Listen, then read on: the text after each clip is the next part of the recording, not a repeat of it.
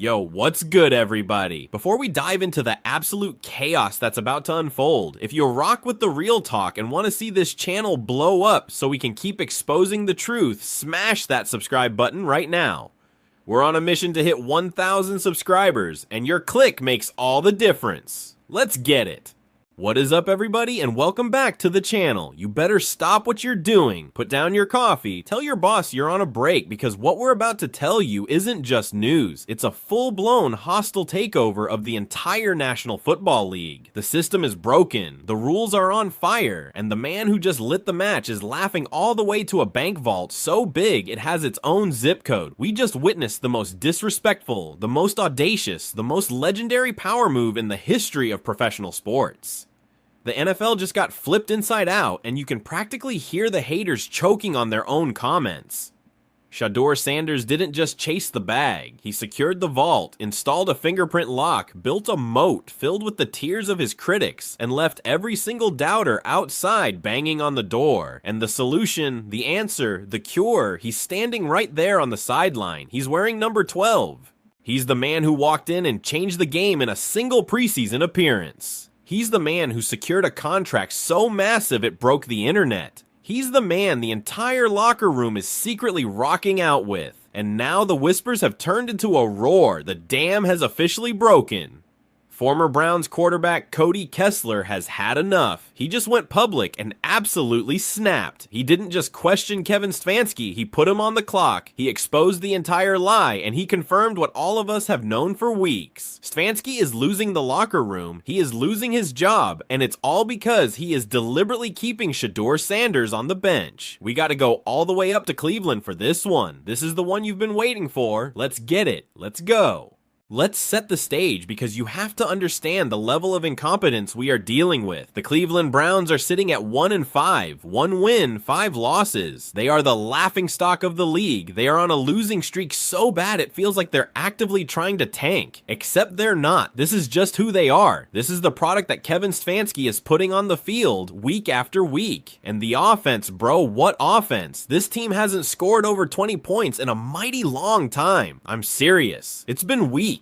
They get to the 20-yard line and the play calling just shrivels up and dies. They treat the end zone like it's made of lava. We are watching decades of failed attempts, decades of misery repeating all over again. And every single Sunday we watch the same horror movie. Kevin Stefanski with a smug look on his face trots Dillon Gabriel out there to manage the game. And what does Gabriel do? He manages it. All right. He manages to throw a check down on 3rd and 12. He manages to throw a screen pass for a 1-yard loss. He manages to not turn the ball over by never throwing the ball more than 5 yards down the field. It is the most sterile, boring, uninspired, gutless brand of football I have ever been forced to witness. And the entire time this train wreck is happening, the solution is right there. The answer is on the sideline wearing a baseball cap watching this disaster unfold just like the rest of us. I am telling you, bro, I feel this in my bones. Shedeur Sanders could come into this game right now, this very second, and immediately catapult this offense into the stratosphere. He has the IT factor, he has the moxie, he has the arm, he has the ice in his veins, and most importantly, he has the locker room. This is the part the media won't tell you. This is the part Stefanski is trying to hide. It is no secret that the guys in that building, the real players, the vets, are rocking out with Shedeur. We have all seen the footage. Go back and look at the clips from the sideline. Who is the one player, the only rookie that the heart and soul of this franchise, the leader of this team, the future Hall of Famer Myles Garrett, is chopping it up with? It's Shedeur. We've seen them laughing. We've seen them talking strategy. We've seen them sharing that look that winners share. We've seen the respect. This goes all the way back to the preseason. Remember that when Garrett walked up to him and said, "We're going to need you, bro." He didn't say that to Dillon Gabriel. He said that to Shedeur. Myles Garrett, the leader of that entire locker room, has been on board from day one. He gave his stamp of approval months ago. Now, let me ask you a question, a very simple question. One thing I can tell you for a fact, I ain't seen one clip, not one. I ain't seen no clips of Myles Garrett chopping it up with Dillon Gabriel. Have you? No. You've seen him with maybe Jerry Jeudy patting him on the helmet after another 5-yard curl, but none of Myles Garrett, bro. None. It is clear as day. Myles Garrett rocks out with Shedeur, and if the undisputed leader of your franchise has given his stamp of approval, why in God's name won't you play the player, bro? Why is Kevin Stefanski actively ignoring the most important voice on his team? Why is he continuing this failed, pathetic 1-5 experiment? It makes no sense. Unless it's personal, unless it's ego, unless Stefanski is so arrogant that he would rather sink the entire ship and his own career with it than admit that a 5th-round rookie he never wanted is the best quarterback on his roster. Just place Shedeur in the madness. End this whole debacle that you guys have got going on right now and just play Shedeur. It is that simple. But Stefanski refuses. He keeps rolling Gabriel out there to fail, and the team just keeps on losing, 1-5, and now beat. Now the media is finally catching on. The articles are starting to come out online about the current pathetic state of this offense. The narrative that Stefanski has been trying to control is slipping through his fingers. Let's head on over to Google right now. Man, look at this headline. It stated ex-Browns quarterback says one player that could make Cleveland Browns believe again. And we should already know who it is, man. We don't even have to click the link. We know that is Shedeur Sanders. The article breaks down the situation. The Browns are heading into another must-win game. But here's the key line. As both teams are sitting at 1-5, each team is nearing a breaking point and something has to give. And the one thing that has to give for the Cleveland Browns is that they got to score over 20 points, bro. I mean, it is a disgrace to the game of football. The fans are watching loss after loss after loss, and with each unexpected, uninspired, and unbelievable Dillon Gabriel start. Former Browns quarterback Cody Kessler believes the calls for Shedeur Sanders are going to grow louder and louder and louder, and he's right. The stadium is starting to chant his name. The radio shows are screaming for him. The city is begging for him because Kessler believes Sanders can provide the Browns with one simple, powerful thing. Hope. Hope. That's what's missing, and he can definitely win with hope. Man, he can win with that, and he can win with that arm. But don't take my word for it. Let's head on over to Twitter. Check out this clip right here. This is Cody Kessler himself, the former Browns QB, and he is done being polite. He is not holding back. He snapped. Listen to this. The Browns are desperate for a spark right now. I like Dillon Gabriel, but he doesn't have that moxie and that spark that they need. Shedeur Sanders does, and if you start Shedeur, I promise you that stadium and that team and that offense, whether it goes great or it doesn't, at very least, you're going to get the Jackson Dart effect that the Giants have. That's a good in New York to where they said, all right, we got to I believe in this. Just, I don't know how much more time Stefanski is going to have before he loses the locker room and potentially his job. Sound of a bomb exploding. Fade to silence for 1 second. Did you hear that? Did you hear what he just said? Let's run that back and unpack it because Cody Kessler didn't just share an opinion. He just dropped 3 thermonuclear truth bombs on the entire Cleveland Browns organization.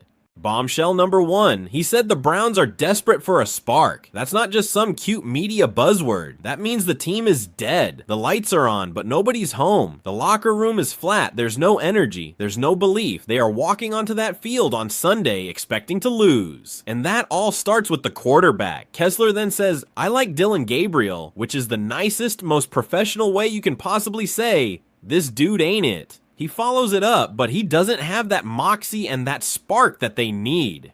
Moxie, spark, the IT factor, the swagger, the juice, the confidence, the feeling that when the game is on the line, your guy's gonna make a play. Dillon Gabriel doesn't have it. He's a game manager in a league that demands game winners. He's a check down Charlie. He's the safe, boring, uninspired choice. And safe and boring is what gets you a 1-5 record. Safe and boring is what gets you 13 points a game. Shedeur Sanders, Kessler says, does have it. We all see it. We saw it in that preseason game. He walks different. He talks different. He plays different. He's got that ice in his veins. He's got that calm, cool killer instinct. He's the spark. He's the moxie. He's the answer. Bombshell number 2.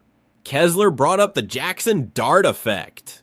This is brilliant. He's talking about what's happening in New York with the Giants. They threw their rookie Jackson Dart into the fire. And what happened? The entire franchise lit up. The fans are excited. The team is playing with energy. Why? Because it's the hope. It's the belief. It's the what if. Even if he goes out there and makes mistakes, even if he throws interceptions, at least it's exciting. At least it's new. At least it's not the same predictable, boring, soul-crushing failure you've been watching week after week. Kessler is promising the Browns that if you just start Shedeur, that stadium will be electric. That team, that offense will suddenly find a new gear. Whether it goes great or it doesn't, he said, at least you believe again. And right now, the Cleveland Browns have no belief. Kevin Stefanski has personally, methodically sucked the very soul out of that building. And that brings us to the third and most explosive bombshell of all, the one that should have Stefanski cleaning out his desk. Cody Kessler just put the head coach on the clock. He said, and I quote, "I don't know how much more time Stefanski is going to have before he loses the locker room and potentially his job." Read that back. Before he loses the locker room. Well, word on the street, Cody, is that he already has. It's too late. That ship has sailed, hit an iceberg, and is currently at the bottom of Lake Erie. There's no secret about that. I reported on that. I think that was way back in week 3. Reports were already coming out about him losing the locker room. The players are not buying what he's selling. They see what we see. They see a coach who is too stubborn, too arrogant, or too scared to make the obvious choice. They see a coach who is intentionally holding the team back. And why? Why would he do this? Is it his ego?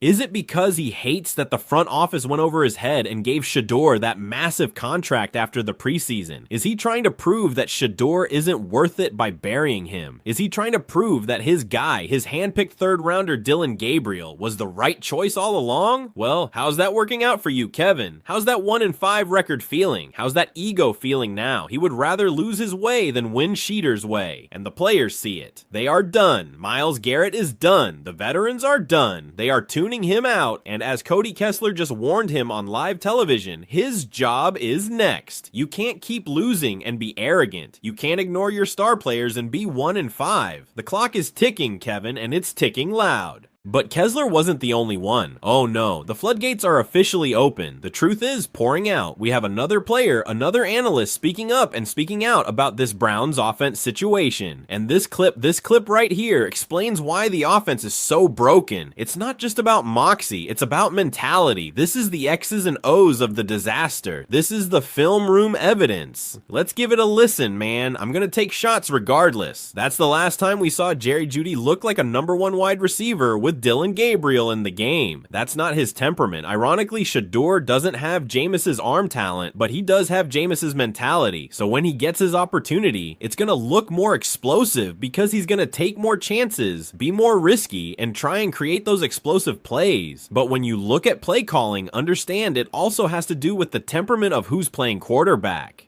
Pause for a fact. This right here, this is the whole damn thing. This is the smoking gun. This is the entire problem in a 60-second nutshell. The analyst is saying that the play calling, Stefanski's precious system, is directly tied to the temperament of the quarterback. Kevin Stefanski is calling a weak, boring, conservative check-down offense because that's all Dillon Gabriel can handle. That's all he trusts him to do. Gabriel's temperament is safe. His temperament is, don't make a mistake. His temperament is, I'm scared to throw it past the sticks. He's not playing to win. He's playing not to lose. And in the NFL, if you play not to lose, you always lose. And what does that do? It doesn't just lose you games, it kills your superstars. The analyst says it flat out. That's the last time we saw Jerry Jeudy look like a #1 wide receiver. Think about that. The Browns traded for a certified #1 Pro Bowl caliber elite route runner in Jerry Jeudy, and he's invisible. He's a ghost. He's on the side of a milk carton. Why? Because the quarterback doesn't have the temperament or the guts to throw him the ball. Jerry Jeudy is running go routes for cardio. He's running deep posts just to clear out space for a 3-yard dump off to the tight end. It is offensive malpractice. It is a waste of a multi-million-dollar asset. The analyst then says the only time Stefanski's offense ever looked explosive ever was when the quarterback had the temperament of Jameis Winston. What is the Jameis mentality? I'm going to be aggressive regardless. I'm going to take shots regardless. It's the gunslinger mentality. It's the I don't care if he's double covered. My guy is better mentality. It's the you can't win if you don't score points mentality. It's the mentality of a winner. And then he delivers the knockout punch. He says Shedeur Sanders has that exact same mentality. He says, ironically, Shedeur has Jameis's mentality. He's aggressive. He's going to take chances. He's going to be risky. He's going to try and create those explosive plays. He is going to unleash Jerry Jeudy. He is going to unleash Amari Cooper. He is going to unleash this offense. When Shedeur gets his opportunity, the analyst promises you it's going to look more explosive. Why? Because he's not scared. He's not going to dink and dunk you to death. He is going to take shots. He's going to put the ball in the air. He's going to challenge the defense. He's going to make things happen. He's going to make the other team react to him. Right now with Gabriel, every defense in the league is just sitting on their heels waiting for the inevitable check down. They're not scared. They're not threatened. They're bored. This is the entire reason the Browns are failing. It's not the offensive line. It's not the receivers. It's not the running backs. It's a two-part toxic problem. One, a head coach who is calling plays scared, and two, a quarterback who is playing scared. The combination is a disease. It's a cancer, and it's what gets you to 1-5. Shedeur Sanders is the antidote. He is the chemotherapy. He is the cure. He walks in, and his Jameis mentality forces the coach to open up the playbook. His aggression forces the defense to back off. His willingness to take risks is exactly what this dead, moxless, sparkless offense needs to come back to life. He's the spark that Cody Kessler was talking about. He's the hope. He's the one player who can make the fans believe again. And he's the one player who can save the jobs of every single coach in that building, starting with Kevin Stefanski himself. And yet, what happens? Nothing. He sits. He watches. He wears a baseball cap while Dillon Gabriel throws another screen pass for 2 yards on 3rd and 9. He has to watch as the media asks Gabriel about his tough day, and Gabriel just jokes about it. He's making jokes after getting sacked 6 times and scoring 0 touchdowns. He's joking about how his mom used to discipline him. It's a game to him. Meanwhile, Shedeur, the man who was so furious about being named QB3 that he gave a viral silent interview because he knew he was better, has to just stand there and watch this circus. This is the man who was begging to get back in the game during the preseason after he had already dominated. He has the killer instinct. Gabriel has the, it's just a game instinct. It's madness. It's organizational sabotage. This is why Cody Kessler snapped. This is why the locker room is lost. This is why the fans are furious. Because the solution is so painfully, blindingly, screamingly obvious. But the man in charge, Kevin Stefanski, is so blinded by his own hubris, so drunk on his own ego that he would rather lose his job, lose his team, and lose the entire city than admit that he was wrong. He would rather fail his way than win Shedeur's way. Let's not forget how we got here. Let's not forget the disrespect this man has endured from day one. The draft, the anonymous scouts calling him braggadocious and entitled. The slide to the 5th round. Then the preseason. The one game they let him cook. The game where he walked in like he owned the place and ripped the Panthers' starting defense to shreds. The poise. The spooky good reads. The lasers. The game that was so good, the front office had a full-blown panic attack, realized they had a diamond that they had almost thrown in the trash, and they backed up the Brinks truck. They gave him a massive, unprecedented franchise-altering contract extension before the regular season even started, and that right there is the root of this entire problem. That's when Stefanski lost it because the front office in that moment went over his head. They took away his power. They proved that his evaluation that Shedeur was a 5th-round project was completely and totally wrong, and his ego, his fragile, precious ego, has never recovered. So this isn't a football decision. This is a personal decision. This is a petty, childish, power-hungry coach trying to put a player in his place. He's trying to reassert his dominance. He's trying to prove that the contract was a mistake. He is actively punishing Shedeur Sanders for being too good, too fast. He is punishing the front office for proving him wrong, and in the process, he is punishing the entire team, the entire city, and the entire fan base. He benched Joe Flacco, the veteran, and who did he name as the starter? Not Shedeur, the man with the Jameis mentality, not the man who lit up the preseason. No, he named Dillon Gabriel the safe choice. He promoted the check down, and then to add insult to injury, he named Flacco the backup, making Shedeur the 3rd-string QB, QB3. It was a slap in the face. It was the ultimate sign of disrespect, and it was a message from Stefanski to Shedeur and the front office. I am in charge. I will burn this franchise to the ground before I let you be right. And that's exactly what he's doing. He's burning it all down, one loss at a time. When it's all said and done, man, the truth is the truth, and the truth is coming out. Shedeur Sanders is gonna come in eventually. They can't hide him forever. The owner is not gonna tolerate this. The fans are not gonna tolerate this. The locker room is not gonna tolerate this. And when he does get in, whether it's because Stefanski finally gets fired, or because the owner walks down to the sideline and makes the change himself, he is going to change the tempo of the game. He's going to do what he do, and that is put up big boy points, make Jerry Jeudy a superstar again, and make sure the Browns finally walk away with the dub. But for whatever damn reason, they have decided not to play Shedeur Sanders. And this decision is looking worse and worse and worse each and every week for this Cleveland Browns organization. It's looking worse for Kevin Stefanski because I'm holding true to my prediction. I've been saying it for weeks, and now a former Browns QB is backing me up. I don't believe Kevin Stefanski keeps his job. I believe Kevin Stefanski is on his way out the door. The only question is, will he be stubborn enough to take the entire season down with him before he gets fired? Or will he finally wake up, swallow his pride, and play the man who can save him? The clock is ticking, and after Cody Kessler's comments, that clock is about to strike midnight. Guys, get down in the comments section right now. This is insane. I need to hear from you. Let me know y'all thoughts about this, bro. Do you agree with Cody Kessler? Has Stefanski already lost the locker room for good? Is Shedeur's Jameis mentality the only thing that can save this offense and save Jerry Jeudy from disappearing? Is this the most obvious case of coaching malpractice you've ever seen? Let me know everything you're thinking down below, and as always, man, keep them bells on. I will be back with another one. You know, we're gonna be following this. You should have seen us coming. Yeah, they talking about it, we coming. They doubting us, but we coming. They saying we're coming, they think it's a game. We coming. I don't give a damn what they say, you best believe we coming. And until next time, man, shake the haters off. I'm out of here, baby. Peace out.